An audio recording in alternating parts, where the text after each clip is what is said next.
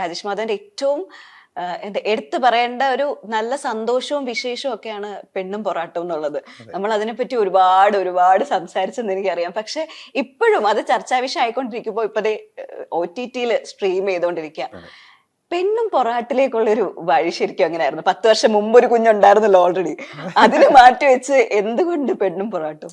ഇത് ആ സമയത്ത് തന്നെ ഞങ്ങൾ ഒരുമിച്ച്, ഞാൻ ഇതിന്റെ റൈറ്ററും ഒരുമിച്ച് തന്നെ പഠിച്ചിട്ടുണ്ടായിരുന്നതാണ്. അപ്പോൾ ജോലിയൊക്കെ ഒരുമിച്ച് തന്നെ വിട്ടിട്ട് സിനിമ എന്നൊക്കെ ആഗ്രഹിച്ച് തുടങ്ങിയതാണ്. അപ്പൊ അന്നു മുതലുള്ള നമ്മുടെ മനസ്സിലുള്ള കുറച്ച് കഥകളിൽ ഒന്നാണ് പെണ്ണും പൊറാട്ടും. അപ്പൊ ഈ രൂപമൊന്നും ആയിട്ടില്ല അതിന്. അത് പിന്നെ സിനിമ സംവിധായകനാവണമെന്ന് വിചാരിച്ചിട്ടാണ് ഞാൻ സിനിമയിലേക്ക് വന്നത്. പിന്നെ ആക്ടറായി, എന്നെ അങ്ങനെ ഇനി ആക്ടറായി എന്നുള്ള രീതിയിൽ തന്നെ പോയിക്കൊണ്ടിരിക്കുകയായിരുന്നു.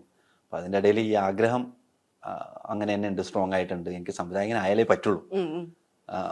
അപ്പോൾ ഈ എന്നാത്താൻ കേസുകൂടിൻ്റെ ഷൂട്ടും പരിപാടികളും പ്രീ ഷൂട്ടൊക്കെ കഴിഞ്ഞ് കഴിഞ്ഞപ്പോൾ മുതൽ ബെന്നി കട്ടപ്പന, പിന്നെ സന്തോഷ് ടി ഗുരുവിള എൻ്റെ പ്രൊഡ്യൂസർ, പുള്ളിയും നീ ഒരു പടം ചെയ്യുമ്പോൾ നമുക്ക് ഒരുമിച്ച് ചെയ്യാം എന്ന് പറഞ്ഞിരുന്നു. എനിക്ക് അങ്ങനെ ഒരു ചാൻസ് തന്നിരുന്നു.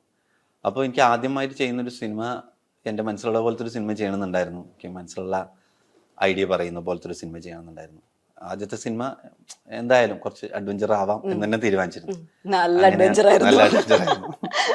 അങ്ങനെയാണ് കുറെ പുതുമുഖങ്ങളെ വെച്ചിട്ട്, പിന്നെ പട്ടിയെ 100ഓളം പുതുമുഖങ്ങളും, എല്ലാ പുതുമുഖങ്ങളാണ്, 400ഓ 500ഓളം മൃഗങ്ങളും.